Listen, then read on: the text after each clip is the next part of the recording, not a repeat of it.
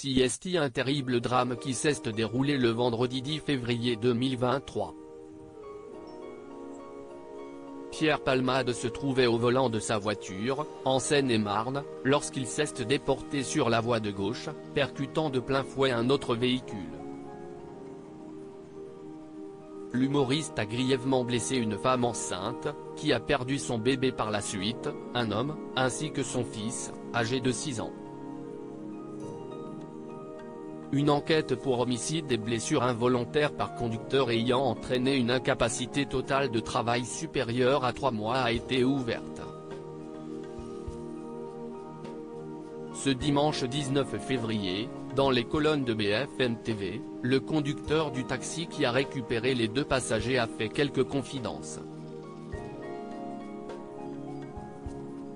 Il a d'abord expliqué les avoir transportés de la maison de campagne de Pierre Palmade à leur domicile parisien.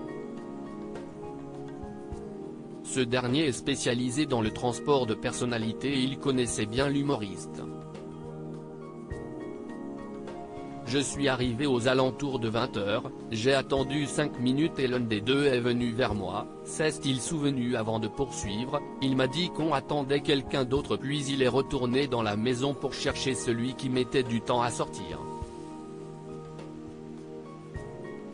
Si ce trajet l'a beaucoup marqué, CST notamment parce que les 2 passagers semblaient perdus.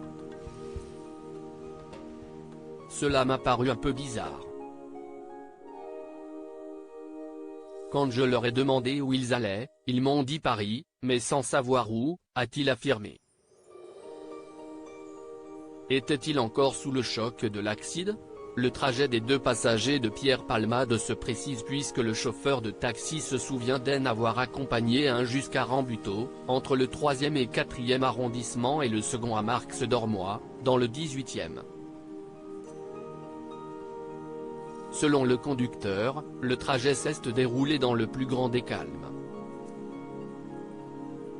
L'un était sur son téléphone, l'autre paraissait fatigué, choqué et portait des lunettes de soleil dans la voiture, en pleine nuit, s'est-il souvenu avant d'ajouter que les 2 hommes avaient chacun un sac, de taille moyenne, qu'ils l'ont gardé avec eux.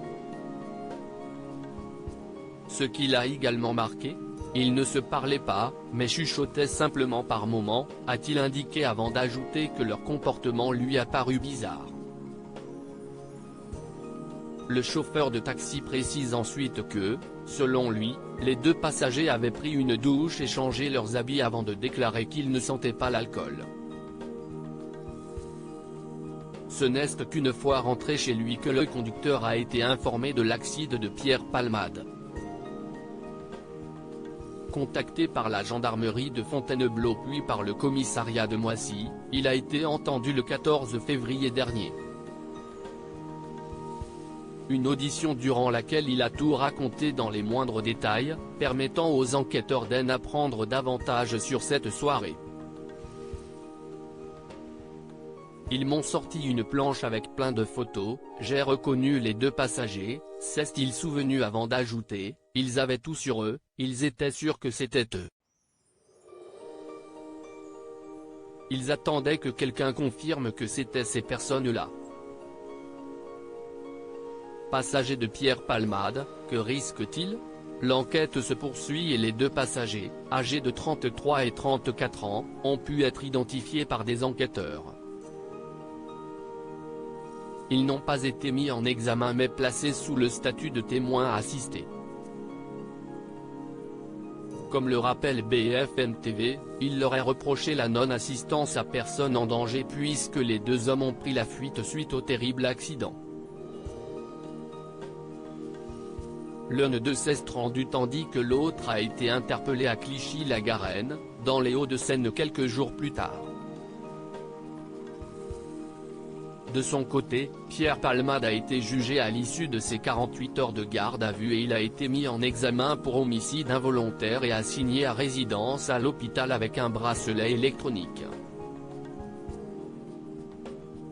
L'humoriste fait également l'objet d'une seconde enquête pour détention d'images pédopornographiques et les investigations ont été confiées à la Brigade de la protection des mineurs.